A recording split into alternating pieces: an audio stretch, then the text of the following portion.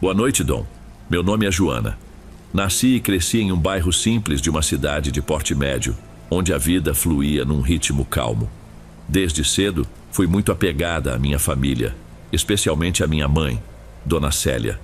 Ela me ensinou valores importantes, como lealdade e respeito pelo outro. Na adolescência, eu gostava de sonhar acordada, imaginando o dia em que teria minha própria casa, meu relacionamento, algo que me fizesse sentir segura. Sempre adorei a sensação de ter um lar para chamar de meu. Em meados de 2012, conheci Marcos, um rapaz que trabalhava na área administrativa de uma pequena empresa local. Nós nos vimos pela primeira vez numa confraternização organizada por um amigo em comum, o Geraldo. Lembro que havia mais de 20 pessoas naquele quintal, todos rindo, bebendo, conversando sobre futebol e música. Mas eu não conseguia parar de observar Marcos, que apesar de não ser muito extrovertido, tinha um sorriso tranquilo e verdadeiro.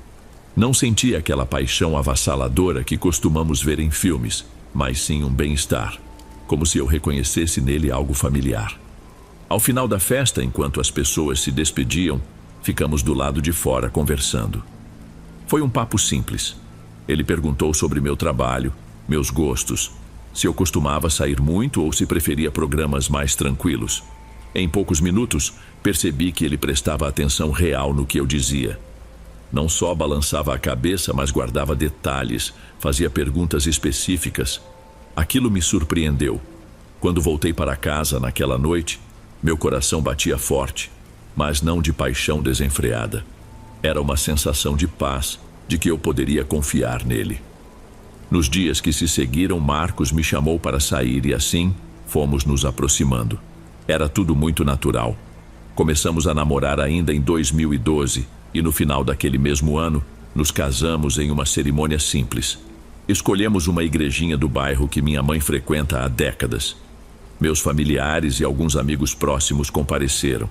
Não havia pompa ou luxo, mas bastante amor e acolhimento. Depois, seguimos para uma recepção modesta com música calma e comidas caseiras. No começo do casamento, vivemos aquela fase de lua de mel eterna.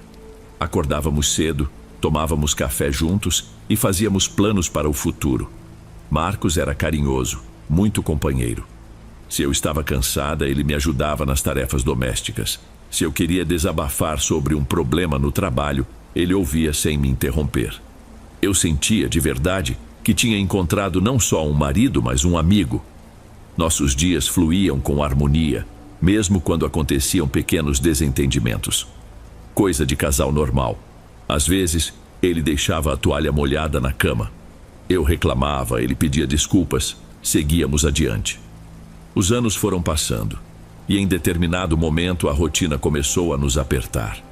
Ainda assim, nada fora do comum. Tínhamos discussões ocasionais, mas sempre conciliávamos rápido. Até que por volta do início de 2018, percebi mudanças sutis no comportamento de Marcos. Antes ele adorava conversar sobre meu dia, sobre meus projetos pessoais, mas passou a parecer distraído, respondendo só com monossílabos. Se eu perguntava algo, ele demorava para prestar atenção, como se estivesse vivendo num mundo à parte. No começo pensei que fosse apenas estresse por conta do trabalho. A empresa dele estava exigindo metas cada vez mais altas, e ele chegava em casa exausto. Procurei ser mais compreensiva, preparava jantares especiais e evitava reclamar. Porém, com o tempo, o comportamento dele foi piorando. Às vezes, eu tentava falar sobre algo importante, como uma conta que precisávamos pagar ou até uma novidade na família, e ele parecia não ouvir. Passava muito tempo no celular mexendo em mensagens que eu não tinha coragem de perguntar de quem eram. Comecei a me sentir invisível. Se eu chorava, ele não notava. Se eu demonstrava tristeza, ele olhava para mim com uma expressão vazia e mudava de assunto. Houve noites em que eu sentia uma frieza tremenda ao deitar ao seu lado. Tentava me aproximar, mas ele dava um jeito de se virar ou dizia que estava com dor de cabeça. Aquilo me doía. Eu comecei a questionar se o problema era comigo, se eu tinha falhado em ser uma boa esposa. Certa vez tentei me produzir mais, passei o dia inteiro no salão, fiz as unhas, arrumei o cabelo. À noite, sugeri que fôssemos a um restaurante simples, mas aconchegante no centro da cidade, lugar onde costumávamos ir no início do namoro. Durante o jantar, ele mal levantou os olhos para me olhar. Não houve um elogio, nem mesmo um comentário sobre eu ter mudado o corte de cabelo. Segurei as lágrimas o máximo que pude. Ao voltar para casa e me encarar no espelho, com a maquiagem borrada e o rosto abatido, me perguntei se ainda existia amor entre nós. Minha mãe percebeu que eu estava abatida. Por mais que eu não quisesse preocupá-la, ela sempre foi boa em ler meus sentimentos. Sabendo que eu evitava tocar no assunto, ela só me dizia: "Filha, estou vendo que você não está feliz. Se precisar conversar, estarei aqui, sem julgamentos." Eu balançava a cabeça, confirmando que estava tudo bem, mas mentia mal. Nessa época, ouvi falar de pessoas que recorrem a simpatias ou orações fortes para resolver problemas conjugais. Não sou de acreditar cegamente em qualquer tipo de misticismo, mas também não desprezo a possibilidade de existir algo além do que vemos. Lembrei que minha mãe sempre mencionava uma certa Mãe Felícia, uma rezadeira conhecida por ajudar casais em crise. Por impulso, peguei o telefone e liguei para ela. Uma voz serena atendeu. "Você demorou, eu estava te esperando." Na mesma hora senti um nó na garganta, sem entender como aquela mulher poderia saber que eu ligaria. Combinei de ir à casa dela na tarde seguinte, sem mencionar nada a Marcos. Nessa mesma manhã, ele saiu de casa correndo, quase sem se despedir. Achei que nem notou se eu estava bem ou mal. Peguei um carro de aplicativo e segui para um bairro mais antigo, onde as ruas de paralelepípedos e casas coloridas me remetiam a um tempo passado. Ao chegar, bati numa porta de madeira gasta, com ferragens antigas. Após alguns segundos, a porta se abriu e eu vi uma senhora de baixa estatura, cabelos grisalhos presos num lenço estampado. Ela me olhou nos olhos como se já conhecesse minha história inteira. "Entre, minha filha. Estava te aguardando", disse, conduzindo-me a uma sala simples, onde havia um altar com velas, flores e alguns santos. Ela me ofereceu uma cadeira diante de uma mesinha coberta com uma toalha branca. Sentou-se do outro lado e começou a embaralhar um baralho de cartas, sem dizer uma palavra. Senti as mãos suando, o coração acelerado. Quando ela começou a abrir as cartas sobre a mesa, fechei os olhos, sem saber se aquilo faria sentido. Após alguns segundos de silêncio, ela suspirou profundamente. "Seu marido está se afastando de você, mas não é por decisão dele. Alguém está interferindo com más intenções. Se fosse em outra época, talvez eu risse ou duvidasse. Mas naquele momento, a dor que eu sentia em casa era real demais para eu desprezar qualquer hipótese." Ela continuou: "Uma força invisível está prendendo o coração dele. É como se tivessem amarrado o sentimento que deveria ser seu. Existe uma mulher envolvida. Vejo uma inicial que pode ser B ou talvez algo parecido." Na hora, minha mente revirou lembranças, mas nada claro surgiu. Ela explicou que aquela mulher fazia rituais para que ele se tornasse indiferente a mim, direcionando os afetos dele para outra direção.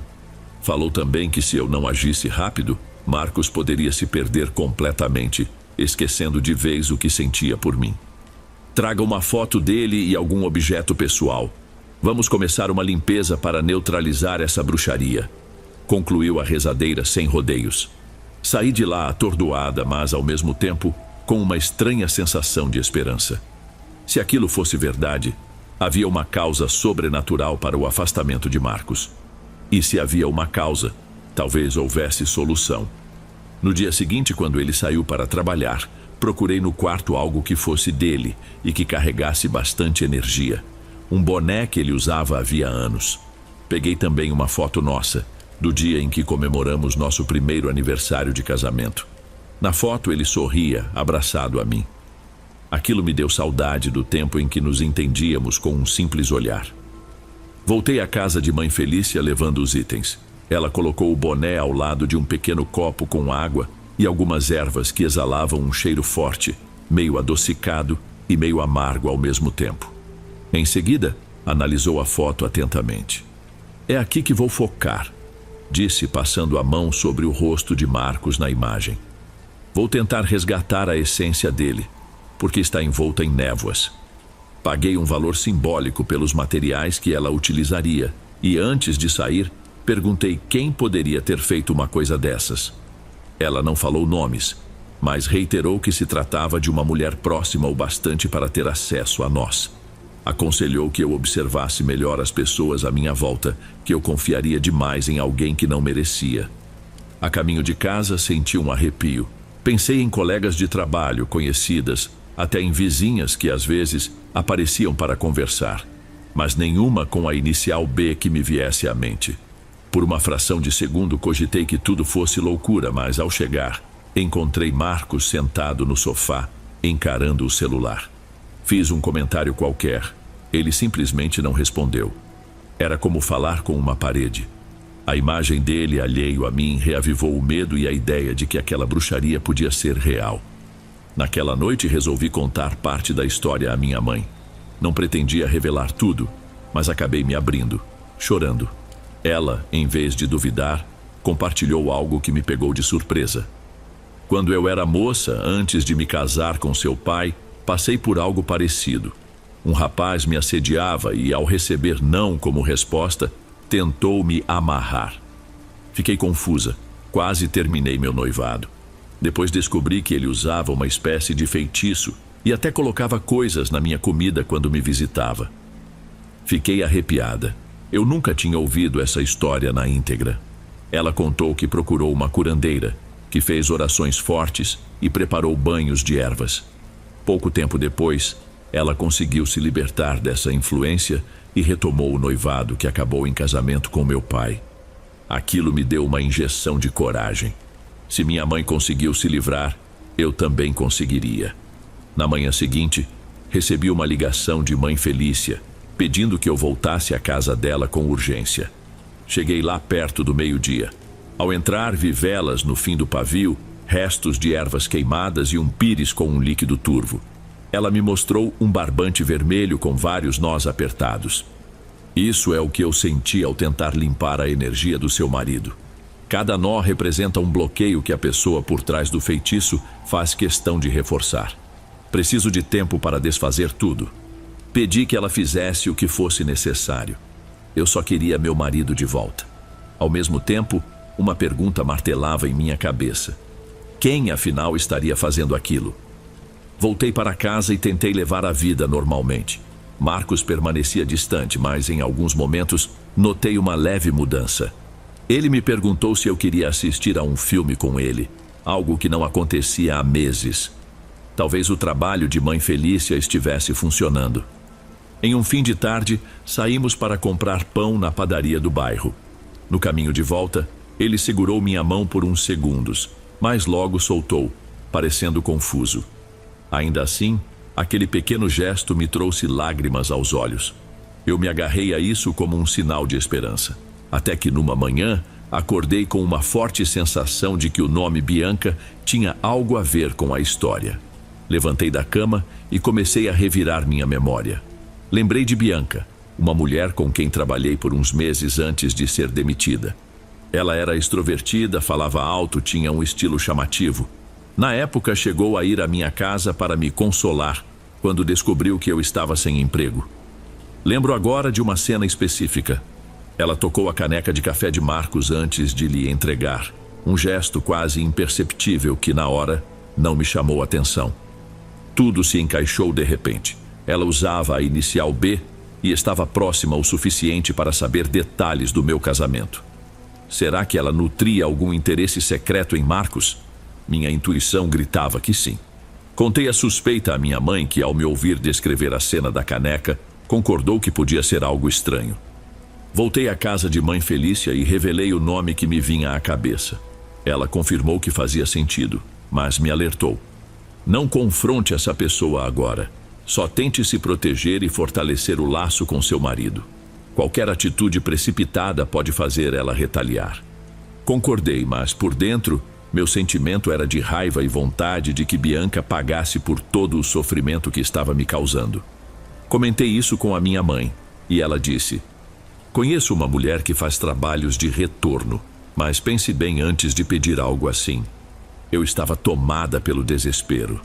Precisava de uma solução mais imediata, com medo de que Bianca reforçasse o feitiço e eu perdesse Marcos de vez. Pedi o contato dessa mulher que se chamava Irene. Morava na zona rural de um município próximo. Minha mãe tinha ouvido falar dela quando estava em busca de soluções para o passado. Peguei um ônibus para chegar à região onde Irene vivia. Desci numa estrada de terra, com casas esparsas, rodeadas por cercas baixas e árvores retorcidas. Andei até encontrar a moradia indicada. Uma construção simples, de tijolo aparente com um portão de madeira meio gasto. Ao me aproximar, ouvi uma voz feminina. Pode entrar, já sei por que veio. Tive um calafrio. Irene, uma mulher de meia-idade, cabelos longos amarrados num coque frouxo, me recebeu com um olhar firme. Contei um resumo do que estava acontecendo. Suspeitava que Bianca lançara um feitiço para afastar Marcos de mim. E a rezadeira que procurei fazia uma limpeza para quebrar essa energia. Mas eu queria retribuir o dano. Irene apenas balançou a cabeça. Isso se chama ritual de retorno. Mas atenção, quando você devolve algo ruim a alguém, é preciso ter a certeza de que não resta dúvida no seu coração. Esses ritos são perigosos. Estava decidida. Preferia encarar o risco a ver meu casamento destruído. Irene me explicou que eu precisaria de um objeto que ligasse Bianca ao feitiço. Algo que ela tivesse tocado ou usado.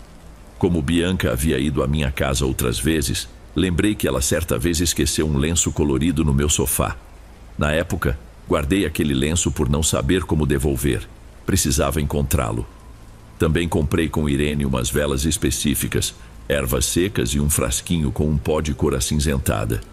Você terá de jogar esse pó na bebida dela. Não vai fazer mal físico, mas será o canal para que as energias negativas retornem.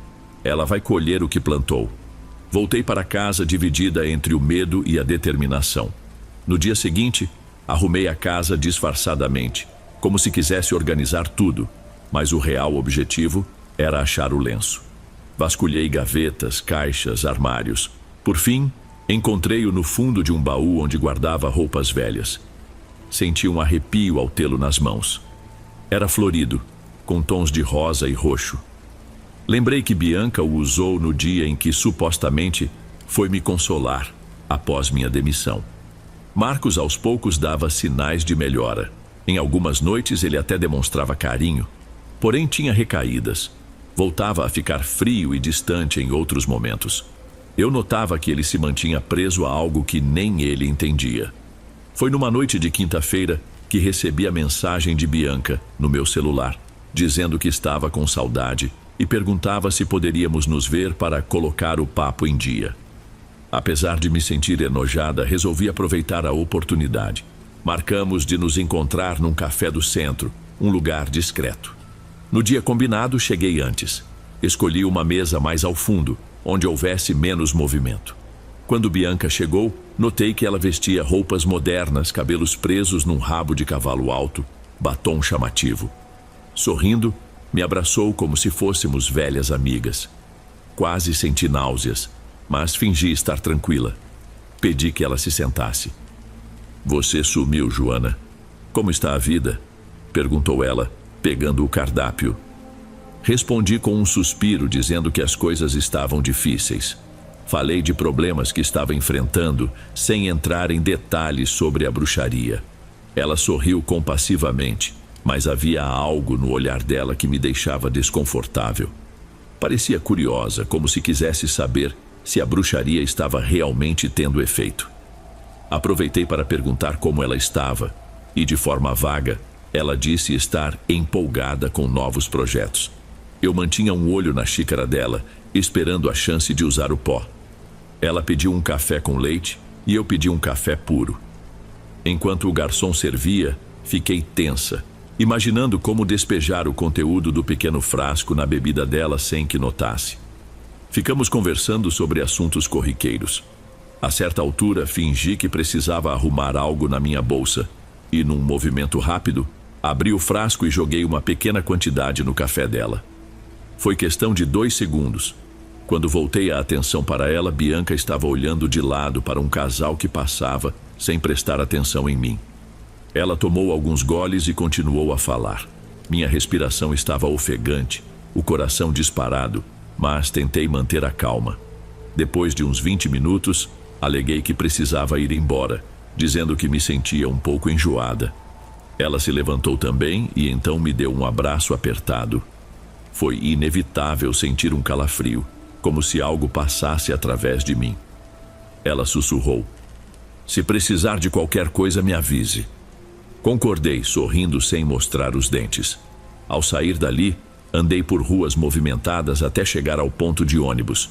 Meu corpo tremia, e eu repetia mentalmente o que Irene dissera. O pó não faz mal físico, apenas devolve a energia ruim. Tentei me convencer de que eu não estava fazendo nada de errado, só me defendendo. Só que algo em mim doía. Não era arrependimento total, mas um peso por entrar nesse jogo de vingança. Chegando em casa, encontrei Marcos sentado à mesa, folheando um jornal. Ele me perguntou como tinha sido o dia, algo que ele não fazia há muito tempo. Foi um alívio ver aquele interesse. Conversamos um pouco e ele até riu de uma piada boba que fiz. Mais tarde, enquanto lavávamos a louça, ele perguntou se eu queria assistir a um filme de comédia na TV. Quase chorei de emoção por ver aquele retorno de rotina, ainda que pequeno. Nos dias seguintes, Marcos passou a ser mais atencioso. Voltou a me abraçar antes de dormir, a elogiar meu café da manhã. Parecia estar se libertando de uma névoa que pairava sobre ele. Num fim de semana, me convidou para um passeio no parque onde costumávamos ir no início do casamento. Caminhamos de mãos dadas, compramos água de coco e ficamos sentados num banco, observando as pessoas passarem. Eu mal conseguia lembrar quando tinha sido a última vez que fizemos isso. Era como reviver uma parte boa do passado. Cerca de 2 semanas após o encontro com Bianca, ela começou a me ligar insistentemente. Não atendia às chamadas. Recebi mensagens dela dizendo que estava desesperada, que precisava falar comigo. Ignorava tudo. Marcos me perguntou quem estava ligando tanto e quando falei que era Bianca, ele franziu a testa, como se tentasse se lembrar de algo incômodo. "Eu não gosto muito dela. Não sei porquê, mas não quero que você sofra." Aquela frase me deixou balançada. Ele parecia ter, de alguma forma, uma lembrança negativa relacionada a ela, mesmo sem ter provas concretas. Passei a bloquear as ligações e as mensagens. Bianca chegou a aparecer uma vez na porta de casa, mas eu disse que não abriria. Depois disso, ela sumiu por um tempo. Chegou-me aos ouvidos, por conhecidos em comum, que Bianca estava passando por sérios problemas. Perdeu o emprego, teve desavenças com parentes e o namorado dela terminou o relacionamento. Parecia que tudo ao redor dela estava desmoronando. Lembrei do que a Irene falava sobre a energia ruim voltar. Tive uma mistura de alívio e culpa. Por um lado, sentia que aquilo era consequência das maldades que ela me fez. Por outro, não conseguia me alegrar de verdade com a desgraça de alguém. Porém, a cada dia, Marcos parecia mais firme e carinhoso. Voltávamos a dialogar sobre os afazeres de casa. Fazíamos planos para, quem sabe, nos mudarmos um dia para um lugar maior. Ele mencionou inclusive a vontade de termos filhos, algo de que nem se falava nos meses anteriores. Ainda carregava a dúvida se, durante o período mais frio do nosso relacionamento, Marcos teria se envolvido romanticamente com Bianca. Numa noite tranquila, criei coragem e perguntei. Ele hesitou, ficou em silêncio por alguns segundos e por fim confessou. Ela aparecia no meu trabalho, trazia lanche, perguntava como eu estava. Parecia preocupada com a gente. Saímos 2 vezes para jantar, mas algo me dizia para não ir além daquilo. Não senti raiva naquele momento, mas uma pontada de tristeza. Ele afirmou, olhando-me nos olhos. Eu não fiz nada que pudesse te ferir além de aceitar conversar com ela. Só que quando eu parava para pensar na nossa história, me sentia preso. Não sei explicar. Era como se eu estivesse em outro mundo, sem enxergar claramente meus sentimentos. Tentei engolir o choro e a vontade de gritar com ele, mas percebi que, de certa forma, ele também fora vítima de algo que o confundiu. Senti pena e raiva misturadas. Passei a noite revivendo cada momento de afastamento, lembrando como me senti sozinha, abandonada. Porém, no dia seguinte, quando acordei e o vi dormindo ao meu lado, entendi que ele estava ali, ao meu alcance, e que agora tudo tendia a melhorar. Semanas mais tarde, recebi uma ligação de Irene. Fiquei surpresa porque não imaginei que ela fosse me procurar. Ela disse: "Senti um deslocamento de energia, sua rival tenta se libertar do retorno. Fique atenta." Isso me assustou. Naquela noite dormi mal, sonhei com batidas na minha porta, vozes que sussurravam meu nome. Acordei suando frio. Marcos perguntou se eu estava bem, e eu disse que era apenas um pesadelo. Ele me abraçou forte e ficamos assim até o dia clarear. Passaram-se alguns dias normais, até que certo sábado de manhã, encontrei Bianca por acaso no supermercado do bairro.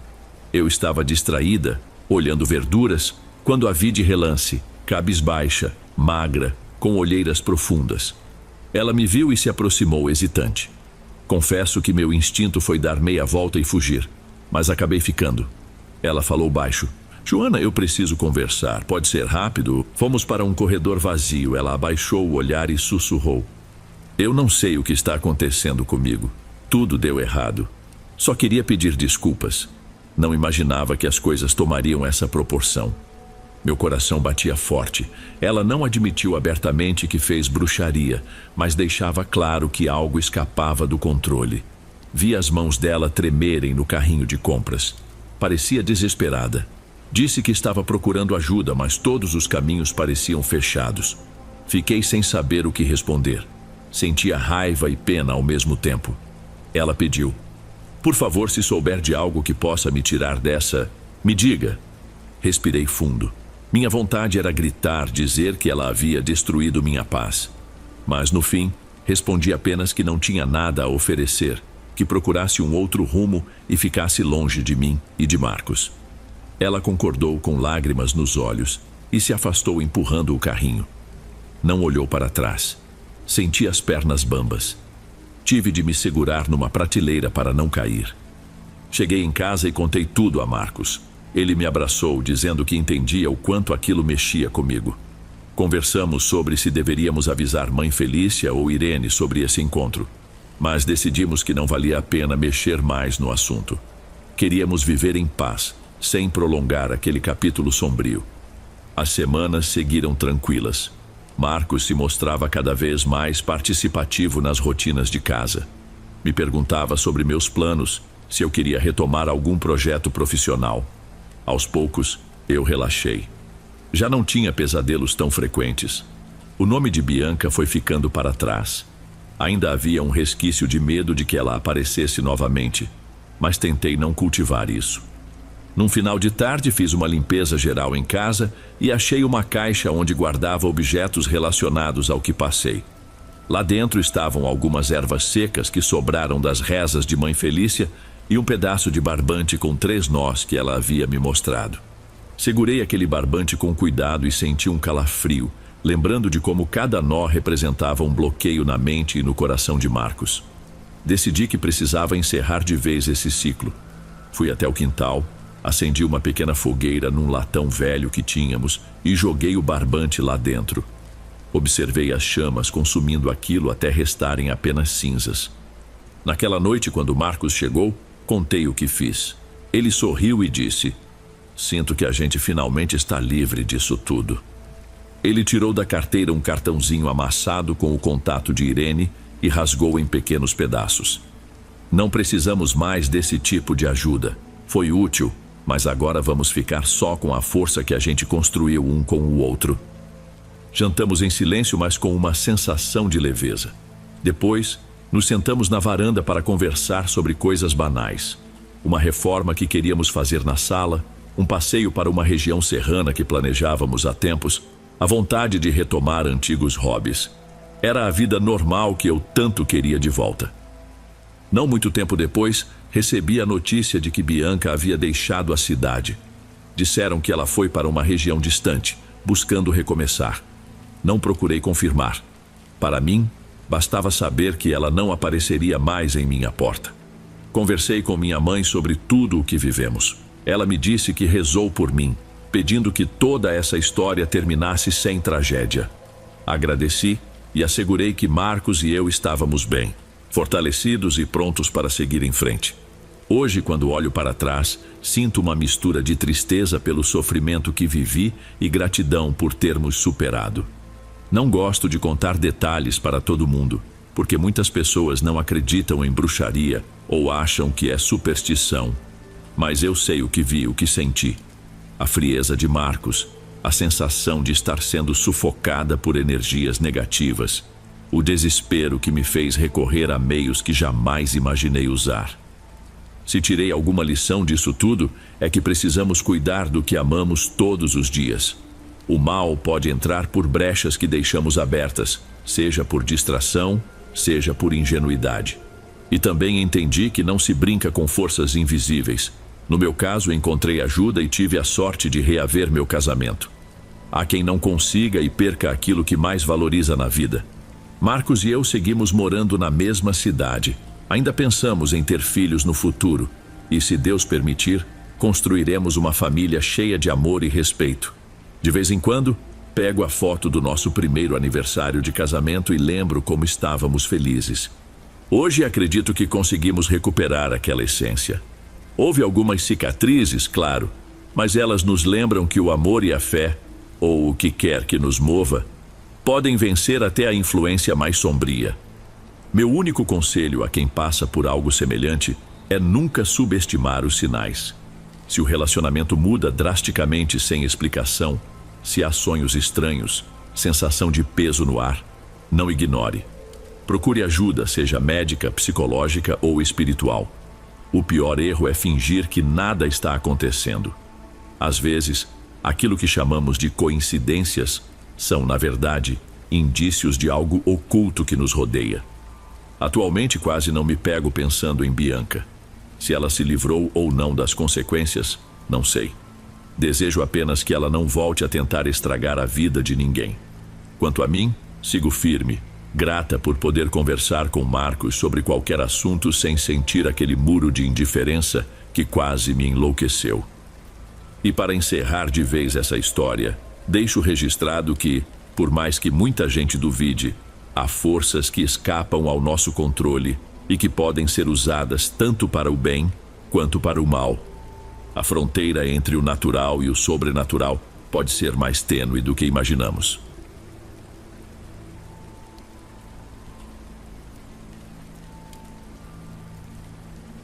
Antes de irmos para o próximo relato, se você é novo por aqui, não se esqueça de se inscrever no canal e ativar o sininho para receber as próximas histórias. Sua presença é importante e seu apoio é essencial. Bem, vamos continuar.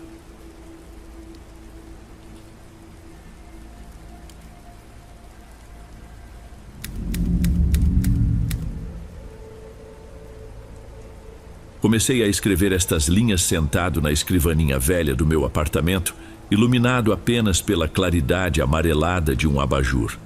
Nunca achei que teria coragem de confessar o que passei, mas sinto que já não posso carregar sozinho a culpa que me consome dia e noite.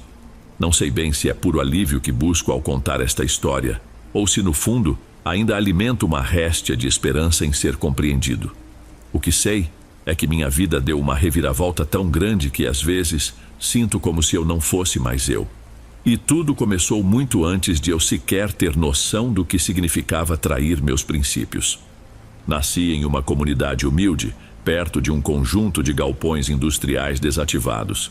Aliás, nem sei se posso chamar de perto. Eram mais de 5 quarteirões de distância.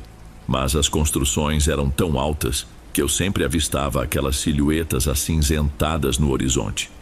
Meu pai trabalhava como policial. Era um homem sério, de temperamento calmo, mas firme quando precisava ser. Toda madrugada, antes de o sol nascer, ele acordava, vestia a farda e saía para fazer a ronda. Eu ouvia seus passos no corredor estreito, o tilintar das chaves na cintura e o barulho seco do coldre batendo na perna. Minha mãe, uma mulher religiosa e de gestos contidos, o acompanhava até a porta. Ela sempre dizia que rezaria por ele, pela nossa família e pela honestidade das pessoas. O curioso é que, mesmo em um lar tão modesto, eu sentia que havia algo de especial na minha infância. Meu pai, na volta do trabalho, costumava repetir uma frase que me marcou profundamente. Um homem honesto não se vende, Arthur, não importa a circunstância. Em seguida, ele beijava a testa de minha mãe e me abraçava, com a farda ainda cheirando a suor e poeira. Lembro que, mesmo com os ombros cansados, ele nunca reclamava. Ao ouvir seus relatos sobre ocorrências diárias, percebia o quanto via de injustiças e miséria pelas ruas. Ainda assim, ele mantinha a fé de que fazer o bem valeria a pena. Minha mãe, muito devota, complementava: Deus abençoa quem age com retidão. Eu cresci com essa esperança martelando na cabeça. Só que, à medida que fui ganhando idade, comecei a enxergar o mundo além da bolha doméstica. Nas reportagens que passavam na TV, havia políticos sendo presos ou suspeitos de desviar dinheiro público, crimes bárbaros sem solução, gente importante escapando facilmente das acusações. Às vezes, eu mencionava isso à mesa. Pai, como o senhor consegue continuar acreditando na justiça? Ele limpava a boca com o guardanapo e dizia: porque sei que há pessoas boas dispostas a lutar, e é por isso que você vai ter uma vida melhor que a minha, Arthur. Se eu puder te ensinar só uma coisa, não se venda. Essas palavras eram como um mantra. Na minha adolescência, quase todas as noites, meu pai chegava exausto, mas sempre me dava algum conselho sobre integridade. Minha mãe, pacientemente, rezava com ele e me olhava com aquele sorriso que misturava amor e orgulho. Foi nesse contexto que decidi fazer direito. Eu queria, de algum modo, levar adiante a bandeira que meu pai empunhava. Defender inocentes e cumprir a lei de forma reta. Estudei em uma escola pública sem muitos recursos, mas consegui boas notas. Eu sonhava em entrar em uma faculdade reconhecida, um lugar que fosse a porta de entrada para uma carreira sólida. Achei que, se eu tivesse dedicação, as portas se abririam por mérito. Quando terminei o ensino médio, me inscrevi em um processo seletivo de uma universidade renomada. Passei noites sem dormir, estudando textos de filosofia, direito constitucional, história, redação. E o esforço deu certo. Acabei sendo aprovado. Meus pais quase não acreditaram. Lembro do abraço apertado que recebi do meu pai, que repetiu com brilho nos olhos: um homem honesto não se vende. Eu sorri, achando que o mundo se curvaria às minhas convicções. Naquele instante, não me passava pela cabeça o quanto a realidade poderia ser distorcida. A experiência na faculdade foi ao mesmo tempo maravilhosa e cruel. Logo nos primeiros dias, percebi que muitos colegas tinham sobrenomes reconhecidos e viviam em um universo muito diferente do meu. Alguns chegavam em carros luxuosos, usavam roupas caras e falavam de viagens internacionais como se fossem fins de semana no sítio. Enquanto isso, eu chegava suado depois de encarar um transporte público superlotado, trajando o que eu tinha de melhor. Ainda assim, bem simples em comparação. No começo, tentei não me importar. Pensava que, com estudo e trabalho duro, eu poderia conquistar um lugar ao sol. Mas as coisas não eram tão simples. Nessa época, comecei a ouvir histórias de que certas oportunidades surgiam por indicação. Aqueles que tinham pais advogados, tios juízes ou primos em tribunais, conseguiam estágios facilmente. Os professores mais renomados convidavam filhos de gente influente para projetos de pesquisa, sem sequer abrirem editais. Eu passei meses distribuindo currículos pela faculdade, tentando uma vaga de estagiário. Acabava recebendo respostas automáticas ou, pior, nenhum retorno. Uma vez bati de frente com um desses professores que não escondia o elitismo. O seu sobrenome é Silva, professor, Arthur Silva. E você conhece alguém do judiciário? Tem familiares na política? Neguei com a cabeça e ele deu um sorriso de canto de boca, que me feriu profundamente. Ainda assim, não desisti. Consegui, por indicação de um amigo de infância, um trabalho de meio período em um cartório na região central da cidade, longe de casa, mas me ajudava a bancar os custos mínimos da faculdade. Era um serviço burocrático, organizando pastas e protocolando documentos. Ao mesmo tempo, Eu me esforçava para manter as notas altas. E conseguia. Apesar da rotina desgastante, fui construindo um pequeno histórico acadêmico decente. Meu pai, sempre que podia, me encorajava. Paciência, filho. O caminho certo é o mais longo, mas é o único que não cobra o preço da nossa alma. Eu concordava. Embora começasse a perceber que no mundo lá fora, a honestidade nem sempre era recompensada de imediato. Muita gente conseguia atalhos. E esses atalhos, pelo que via, eram tentadores. No último ano da faculdade, dei tudo de mim nos estudos. Formei-me com boas notas. Meu pai e minha mãe vieram à formatura. Foi um dia mágico, cheio de emoção. Lembro de ter pensado que, enfim, chegara o momento de construir a carreira de advogado e fazer justiça às palavras do meu pai. Mandei currículos para diversos escritórios, confiante de que a dedicação acadêmica me abriria portas. A realidade, porém, foi dura. Recebi poucos convites para entrevistas. Em quase todas, as perguntas eram voltadas a contatos que eu tivesse, parentes poderosos ou conhecidos na magistratura. Quando eu dizia que não tinha nenhum parente famoso, os entrevistadores ficavam indiferentes. Essa frustração me corroía. Afinal, passara anos me esforçando, mas parecia que nada disso importava. Após vários nãos e nenhum salário digno, acabei aceitando uma vaga em um pequeno escritório jurídico. Ele ficava em um bairro menos valorizado, em um prédio antigo que exalava mofo nos corredores. Eu fazia o trabalho pesado, redigia petições básicas, corria atrás de certidões, enfrentava filas longas para protocolar documentos e realizar audiências. Às vezes, virava à madrugada, porque o escritório pegava casos que poucos profissionais se interessavam em defender. Na maioria, gente humilde que não podia pagar grandes bancas advocatícias. Mesmo assim, havia momentos de esperança. Lembro de uma vez em que uma senhora viúva entrou no escritório com lágrimas nos olhos, pois o marido faleceu em uma obra de construção civil e a empresa não queria indenizá-la. Era um caso simples na teoria. A empresa fora negligente e havia provas concretas. Eu me joguei naquele processo como se fosse uma chance de mostrar meu valor. Pesquisei leis trabalhistas, reuni pareceres técnicos, fotografei o local para atestar a falta de equipamentos de segurança. Apresentei tudo ao advogado sênior do escritório, que me elogiou pela dedicação. No dia da audiência, eu mesmo fiz a sustentação oral, tremendo de nervoso, mas confiando na solidez dos argumentos. O representante da construtora, um advogado bem vestido, me olhava com desprezo. Ele chegou a mencionar nomes de pessoas influentes, como se isso bastasse para encerrar a questão. Quando sentei para ouvir a sentença, o juiz praticamente ignorou o conjunto de provas que apresentei. E no final, isentou a construtora de qualquer responsabilidade. A viúva caiu em prantos. Senti um aperto no peito, uma mistura de raiva e impotência. Tentei questionar o juiz. Perguntei se ele ao menos analisaria os documentos. Ele me lançou um olhar seco e disparou. A justiça custa, doutor. Se não pode pagar, não reclame. Aquela frase ficou retumbando na minha cabeça por dias. Sair do fórum naquele dia foi um ato quase mecânico. Caminhei sem rumo, ouvindo o barulho do trânsito, mas sem realmente enxergar nada. Minha formação, minha crença na lei, tudo parecia inútil. Cheguei ao escritório com o rosto abatido. Foi quando um dos sócios, Ricardo Guimarães, se aproximou de mim. Ele era um homem de meia idade, estatura média, mas que exibia uma segurança fora do comum.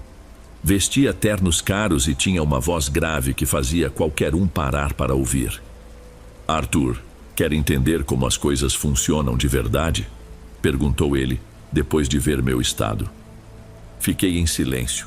Minha vontade era gritar que o sistema era todo errado. Ricardo apenas deu um sorriso meio cínico. Sempre há caminhos, mas exige que a gente esteja disposto a jogar conforme as regras reais, não aquelas dos livros. Eu me afastei, confuso. Que regras seriam essas? Ele não foi claro, mas deixou um cartão na minha mesa, com um endereço escrito à mão. Olhei para aquele pedaço de papel por horas, pensando no que fazer. No dia seguinte, quando cheguei ao escritório, Ricardo me parou de novo. Se resolver descobrir, apareça amanhã às 10 da noite. Fui para casa pensativo. Senti certa curiosidade, misturada a um asco que não conseguia definir. No fim, a frustração por ter perdido um caso tão justo falou mais alto que o receio. Pensei, se existe algo que possa fazer diferença, preciso ao menos ver com meus próprios olhos.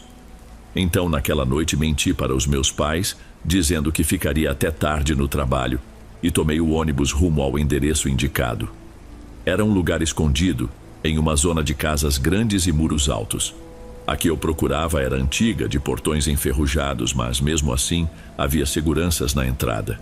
Entreguei o cartão. Eles nem perguntaram meu nome, apenas abriram passagem. Segui por um corredor de luzes fracas, sentindo um cheiro rançoso que me lembrou incenso velho e metal. Já estava arrependido, mas me forcei a continuar. Ao chegar a um salão amplo, vi Ricardo conversando em voz baixa com mais 4 ou 5 pessoas. Reconheci ali 2 promotores e um desembargador que eu só vira pela TV. Havia também advogados respeitados, gente que estampava capas de revistas especializadas. No instante em que me notaram, o desembargador se afastou, mas antes me lançou um olhar curioso, como se pensasse: quem é esse novato? Ricardo me conduziu até uma mesa no centro do salão. Nela repousava um caderno grosso de capa escura, com um símbolo gravado que não consegui decifrar. Foi então que um homem mais velho, cabelos grisalhos bem penteados, falou comigo de maneira calma. Você quer parar de perder casos, não é? Minhas mãos suavam, balancei a cabeça sem formular uma resposta clara. Ele abriu aquele caderno, folheou algumas páginas e parou em uma delas. Com um gesto sutil, aproximou uma caneta dourada. Basta assinar. Você passará a contar com a boa vontade de juízes e desembargadores. Talvez até cresça além disso. Ricardo, que estava ao meu lado, tocou meu ombro. É a única maneira de não ficar estagnado, mas saiba que depois de assinar não há como voltar atrás. Senti um arrepio. Parecia impossível que fosse tão simples. Mas me lembrei da viúva injustiçada. Lembrei das horas de estudo desperdiçadas pela corrupção. Algo em mim, tomado de ódio e desespero, pegou a caneta. Antes de meu cérebro processar o que estava fazendo, assinei meu nome. Uma sensação estranha tomou o ambiente. Não vi nenhuma magia explícita, mas o ar ficou pesado e o cheiro rançoso se intensificou. Mesmo assim, todos agiram com naturalidade. Depois disso, fui embora calado, com a impressão de ter atravessado um portal sem volta. Acordei no dia seguinte achando que tudo fora um pesadelo. Porém, ao chegar ao escritório, encontrei minha mesa arrumada e uma pasta com um caso considerável de direito imobiliário. Ricardo me parabenizou. Vão te dar o espaço que você merece agora, Arthur. Passei a semana estudando esse caso. No dia da audiência, quase me surpreendi quando o juiz apoiou meus argumentos sem pestanejar. A sentença foi favorável em tempo recorde.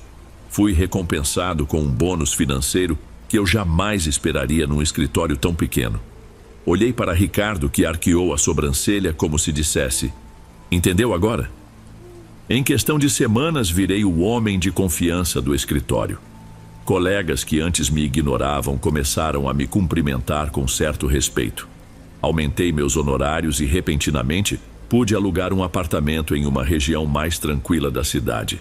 Meus pais ficaram felizes, embora meu pai, desconfiado, perguntasse: você está certo de que tudo isso é fruto só do seu trabalho? Eu dava uma desculpa qualquer, evitando o assunto. No íntimo, aquele peso da assinatura não parava de latejar na consciência. Mas eu me convencia de que aquilo era apenas uma oportunidade, que eu não estava prejudicando ninguém. O tempo se encarregou de provar o contrário. Certo dia, um velho amigo de faculdade, Danilo, me procurou. Ele se lembrava de como, na época da universidade, nós sonhávamos em combater a corrupção. Danilo precisava de ajuda em um processo ambiental contra uma empresa que despejava resíduos tóxicos num rio próximo a comunidades vulneráveis. Tinha provas fortes, mas temia que os advogados da empresa, amigos de desembargadores, pudessem sabotar tudo. Arthur, você tem influência agora, não tem? Poderia me ajudar a dar visibilidade ao caso. Fiquei mexendo no meu celular, tentando não encará-lo nos olhos. Lembrei do que significava dar visibilidade naquele contexto. Eu teria que ir contra as mesmas pessoas que me ajudavam a ganhar causas com tanta facilidade. Pouco tempo depois, Ricardo me chamou num canto. Esquece esse Danilo. Contrariar as pessoas que te protegem é suicídio profissional e talvez literal. Pense bem no que já conquistou. Eu engoli em seco e acabei negando ajuda ao meu antigo amigo. Danilo pareceu decepcionado, mas não insistiu. Poucos meses depois, soube que o escritório em que ele trabalhava teve problemas graves e acabou fechando. Disseram que Danilo sumira sem deixar endereço. Senti uma pontada de culpa, mas sufoquei o sentimento. Eu estava mais preocupado em manter meu novo status. Então as coisas começaram a ficar perturbadoras. Recebi um telefonema na madrugada. Atendi sonolento. Alô? Do outro lado, ouvi apenas uma respiração pesada, quase um roçar de tecido no fone. Repeti alô algumas vezes, mas nada. Desliguei, sentindo um leve arrepio na nuca. Na noite seguinte, mais uma ligação igual. Depois passou a acontecer quase todos os dias. Em paralelo, percebia que no meu apartamento, portas pareciam ranger de madrugada. Sombras surgiam nos cantos de visão quando eu estava sonolento. Tentei atribuir tudo ao cansaço, mas a sensação de estar sendo observado crescia a cada instante. Certa vez, fiquei até tarde no escritório para redigir uma apelação. O corredor estava vazio, a luz fria do teto acendia e apagava de forma intermitente. Jurei ouvir passos ecoando pelo piso de cerâmica. Levantei, fui checar as salas, mas todas estavam trancadas. Voltei à minha mesa, o coração batendo forte. Minutos depois, ouvi de novo algo como passos arrastados. Saí correndo dali, deixando metade do trabalho para trás. Contei para Ricardo no dia seguinte e ele riu. Você está impressionado, Arthur. Faz parte do pacote sentir esse peso na consciência. Relaxe, não está sozinho nisso. E se eu quiser deixar tudo para lá? Arrisquei. Ele estreitou os olhos. Não é tão simples, assinou, lembra? Fiquei calado, tentando convencer a mim mesmo de que não havia nada de sobrenatural envolvido. Talvez fosse só culpa ou paranoia, mas no fundo, eu sentia que tinha entregue algo de mim ao assinar aquele livro. Minha vida financeira melhorou. Ganhei casos sucessivos. Foi tão rápido que chamei a atenção de colegas em outros escritórios. Ainda assim, levou cerca de 2 anos e meio até eu ser convidado a participar de uma lista seletiva para atuar como juiz substituto em uma comarca menor.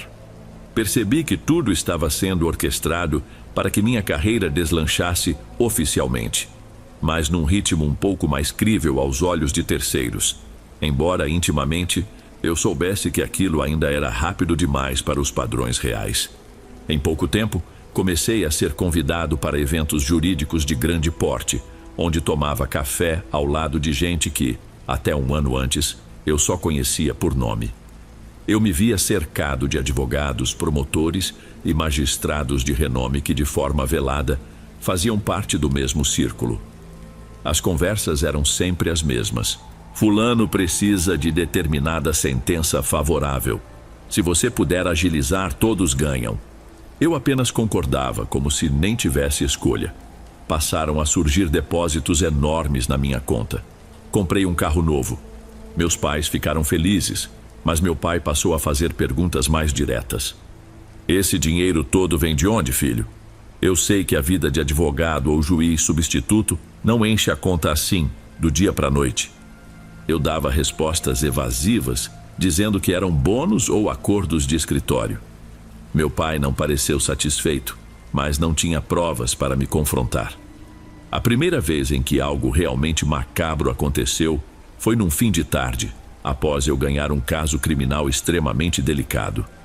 Representávamos um empresário influente, acusado de lavagem de dinheiro. O processo contra ele era robusto, mas o juiz arquivou tudo graças à minha negociação. Ou melhor, à minha intromissão em ligações com pessoas do alto escalão. Na noite seguinte, cheguei em casa e encontrei um bilhete sob a porta. Dizia apenas: "Estamos satisfeitos, continue." Não havia assinatura. A caligrafia tremida me deixou tenso. Olhei ao redor do corredor do prédio, mas não vi ninguém. Mais tarde, o telefone tocou novamente e apenas uma respiração se fez ouvir. Desliguei suando sem saber se eram ameaças ou demonstrações de poder. Com o tempo, minha reputação cresceu a ponto de o escritório me indicar para compor a assessoria de um magistrado importante. Era uma oportunidade, em teoria, inacreditável para alguém com tão pouca prática forense, mas não surpreendente dentro do sistema. Ainda assim, tudo ocorreu de forma natural, como se estivesse predeterminado. Passei por formalidades rasas e, de uma hora para outra, virei braço direito do desembargador Rosas, um homem sisudo de fala mansa. Ele me disse: "Confio que você será útil aqui, Arthur. Sabe lidar com gente graúda." Interpretei aquilo como um aviso. Não demorou para que eu assumisse funções delicadas: revisar processos, redigir minutas de decisões e, principalmente, negociar sentenças.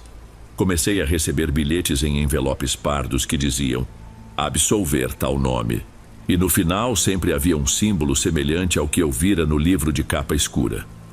O pior é que o desembargador Rosas assinava sem questionar.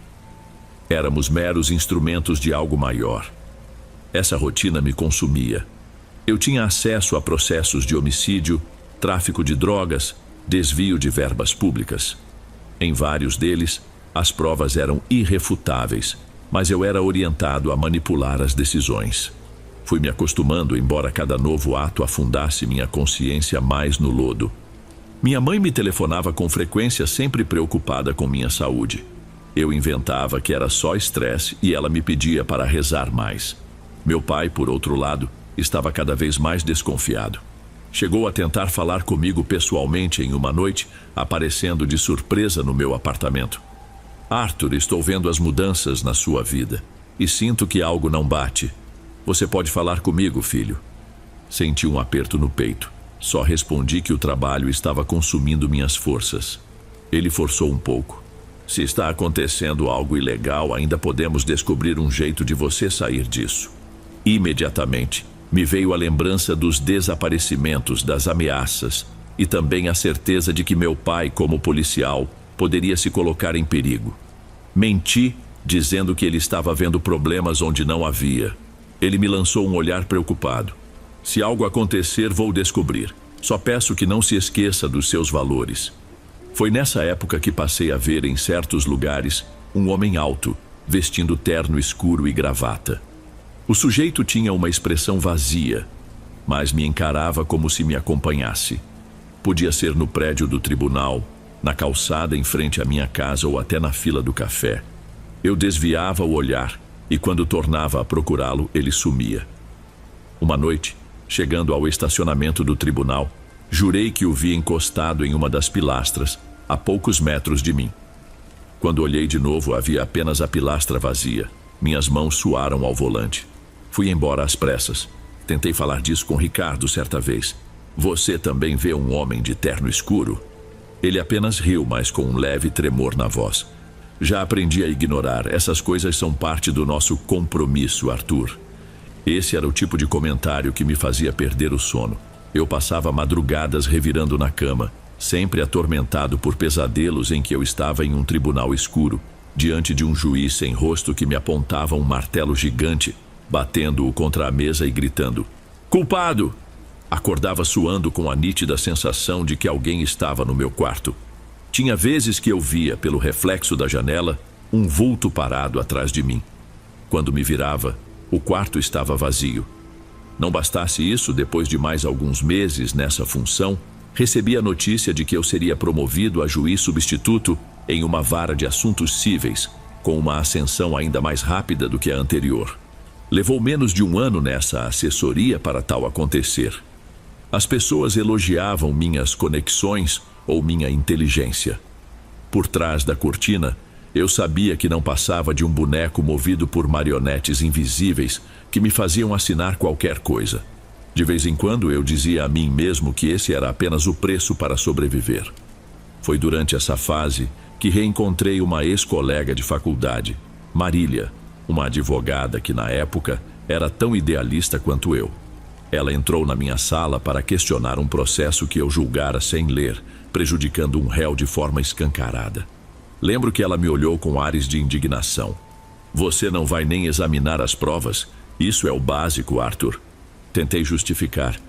São muitos processos, tenho que confiar no que me informam. Ela bufou. Você não era assim, que justificativa vai dar para a sua consciência? Marília saiu batendo a porta. Eu ainda tremia de raiva e vergonha quando recebi uma mensagem em meu celular. Não dê ouvidos a ela. Continue cumprindo. Apaguei imediatamente. Dali para frente, Marília passou a me evitar, e eu soube que ela comentava pelos corredores que eu me vendera a alguém.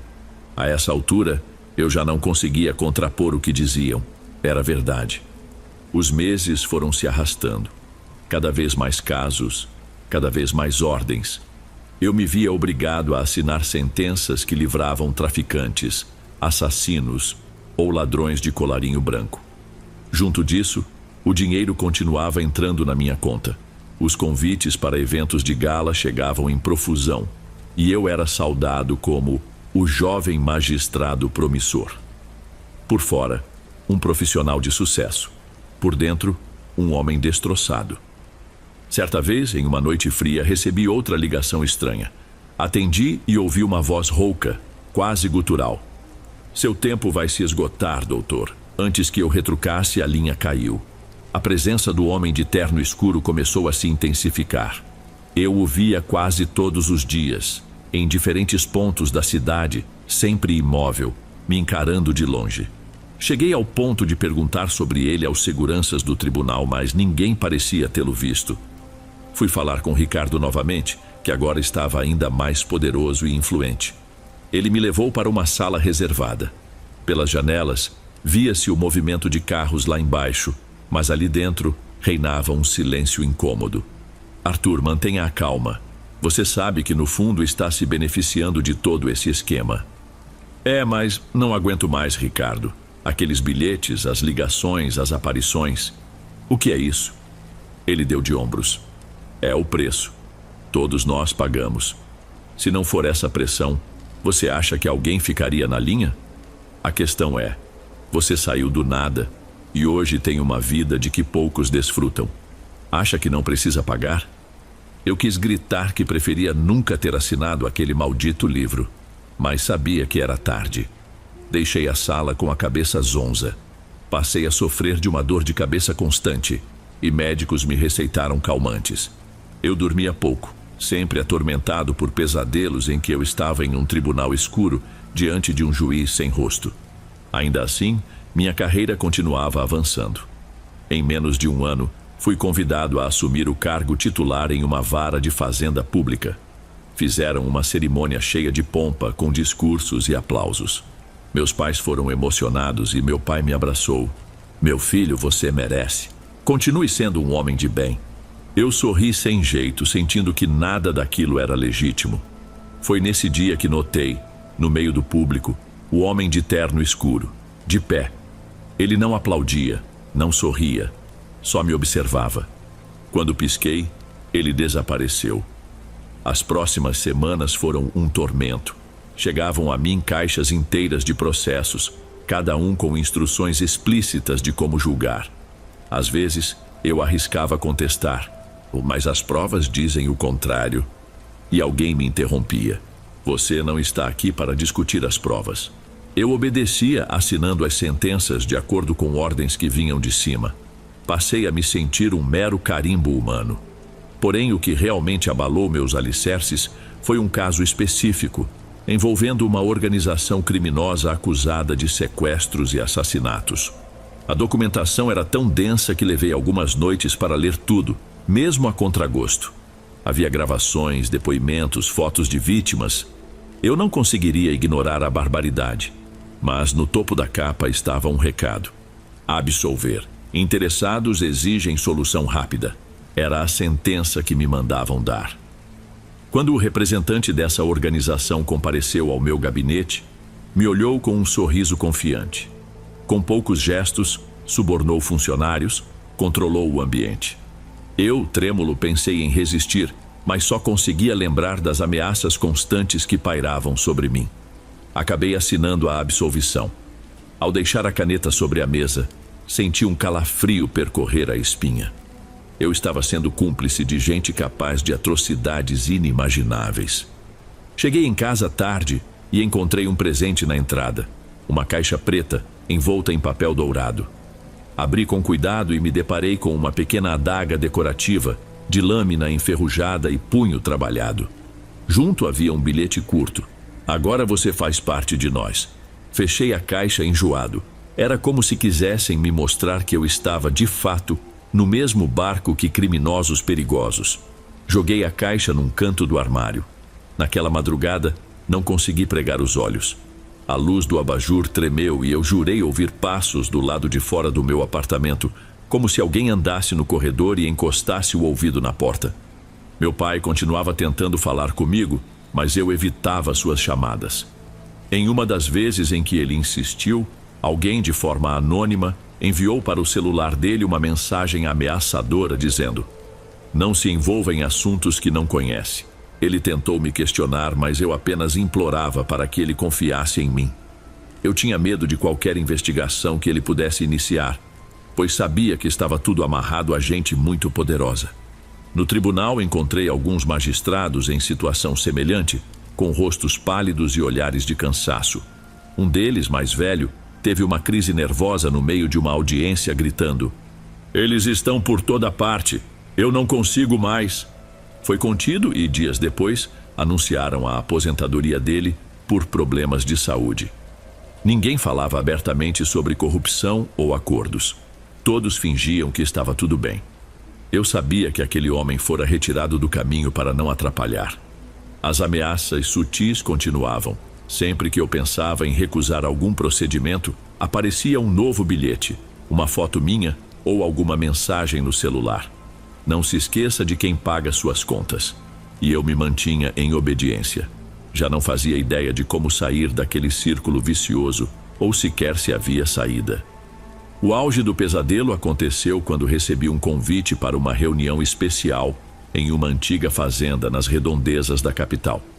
Fui informado de que seria uma espécie de cerimônia de renovação de laços. O convite era irrecusável. Fui dirigindo em uma estrada sinuosa, margeada por árvores altas que pareciam fantasmas no escuro. Ao chegar, estacionei perto de outros carros de luxo. Havia seguranças armados, todos usando ternos pretos. Atravessei um grande pátio até um salão iluminado por lanternas antigas. Lá dentro, reconheci muitos rostos: magistrados, promotores, empresários endinheirados. Alguns eu já vi em almoços ou festas exclusivas. O ar tinha um odor adocicado, talvez de algum incenso forte. Senti uma pontada de dor de cabeça. O mesmo homem idoso, cabelos grisalhos, que me estendeu a caneta meses atrás, apareceu à frente do salão. Anunciou que renovaria os pactos feitos anteriormente e apresentaria novos integrantes. Não havia nenhum ritual exageradamente sobrenatural, mas o clima era pesado. Alguns advogados mais jovens, tremendo, assinaram o tal livro de capa escura. Em seguida, foram conduzidos para um canto, onde trocavam palavras baixas com pessoas de alto escalão. Olhei para cada rosto, percebendo medo e cobiça. Então, o homem idoso me chamou pelo nome, trazendo a caneta dourada outra vez.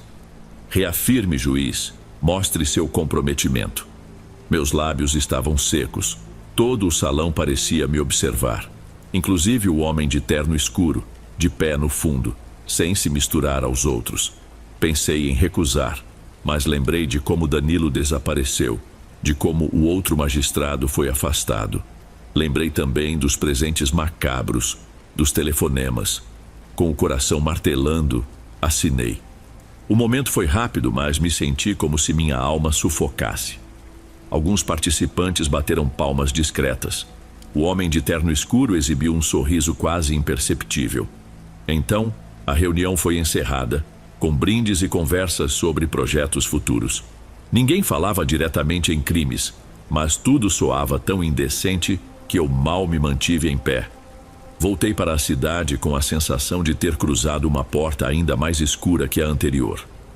Ao chegar ao meu apartamento, encontrei a porta destrancada. embora eu tivesse certeza de que a trancara antes de sair.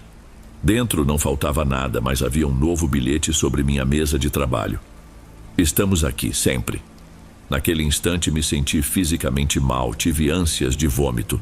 Tentei rezar, mas percebi que as palavras não faziam sentido na minha boca. Depois disso, minhas noites se tornaram um suplício constante. O telefone tocava pontualmente por volta das 2 ou 3 da manhã e eu ouvia aquela respiração sinistra. Passei a enxergar vultos no reflexo da TV desligada. Peguei o hábito de não encarar muito tempo os espelhos, pois algumas vezes vi meu próprio reflexo sorrir de maneira diferente de mim, como se estivesse atrasado em reagir. Atribuí parte disso ao estresse, mas não conseguia ignorar por completo. Ainda mais assustador foi quando recebi um novo processo volumoso, envolvendo políticos de alta patente, acusados de crimes escabrosos. Havia vídeos e testemunhos detalhados. Mesmo assim, a ordem era simples: absolver todos. Eu tremia enquanto lia aquelas páginas, ciente de que essas pessoas eram capazes de eliminar quem os contrariasse. Carimbei o arquivo, assinei com minha caneta e fechei o processo com as mãos trêmulas. A sensação de repulsa foi incontrolável. Minutos depois, chequei meu celular e encontrei mensagens de parabéns. Você está garantindo nossa estabilidade. Sua conta bancária vai agradecer. Joguei o celular sobre a mesa. A garganta estava seca. Passei a língua nos lábios para tentar umedecê-los.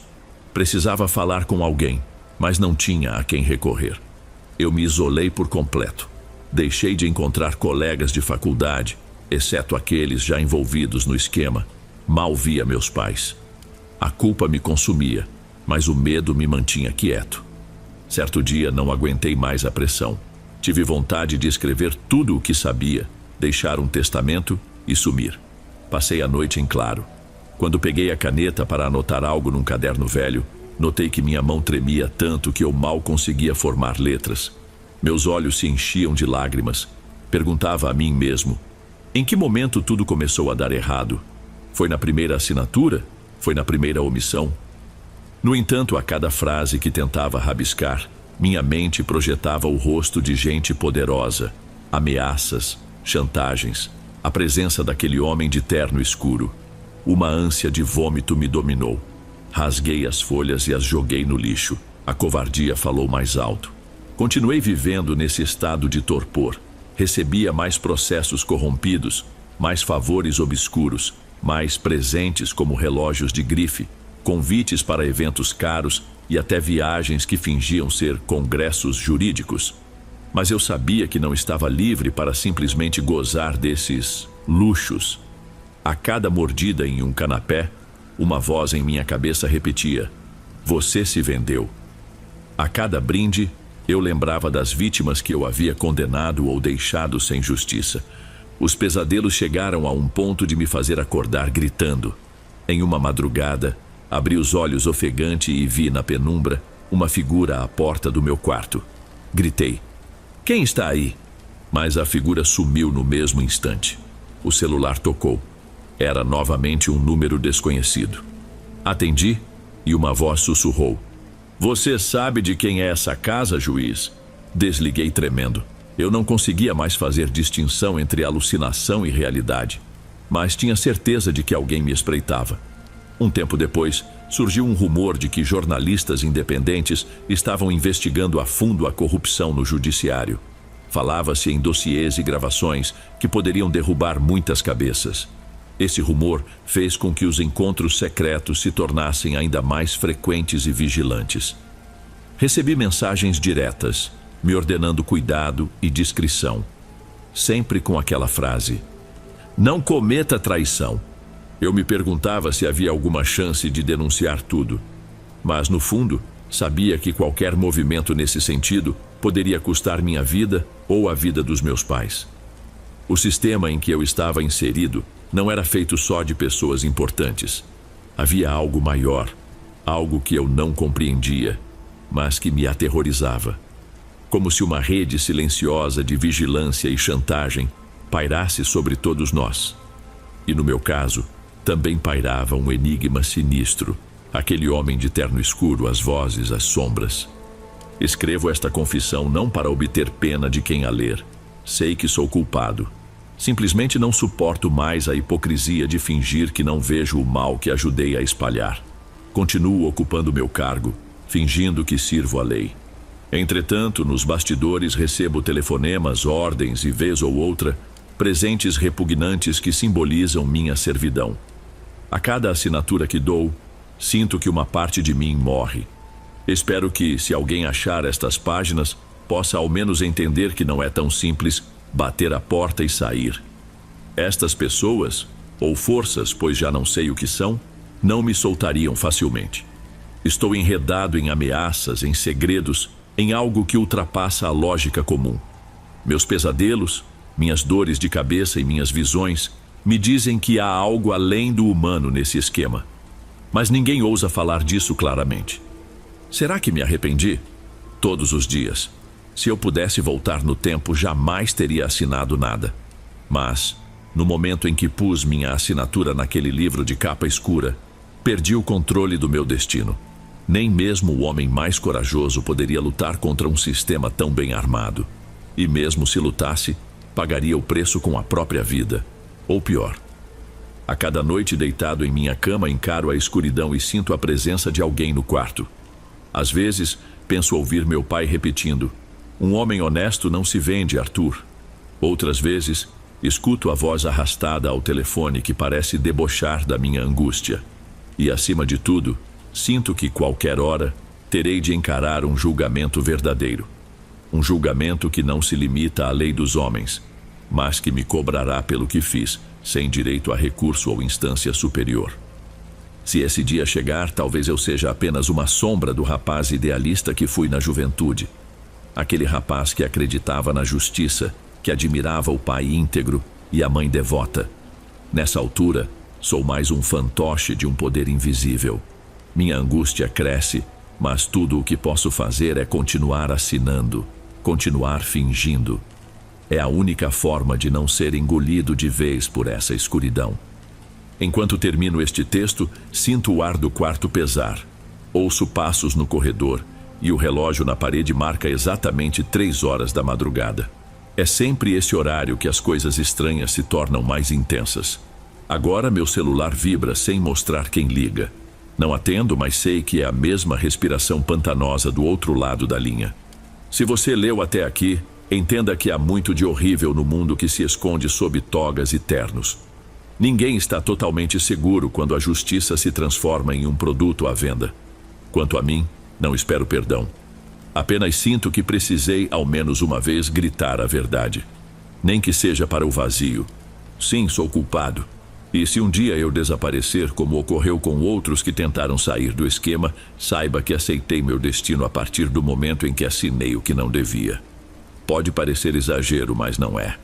Há algo muito maior em jogo. Algo que suspeito extrapola o plano terreno. Eu continuo aqui, preso numa engrenagem que me devora aos poucos. E toda noite, relembro as palavras do meu pai. Um homem honesto não se vende. Infelizmente, as ignorei. E é esse o maior horror que se pode carregar na alma.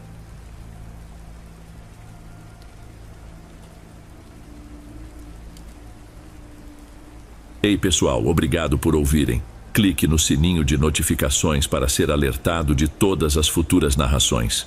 Lanço vídeos novos todos os dias por aqui. Espero te ver nos próximos. Agora na tela vou deixar outros 2 bons vídeos que sei que irão gostar. Te vejo por lá.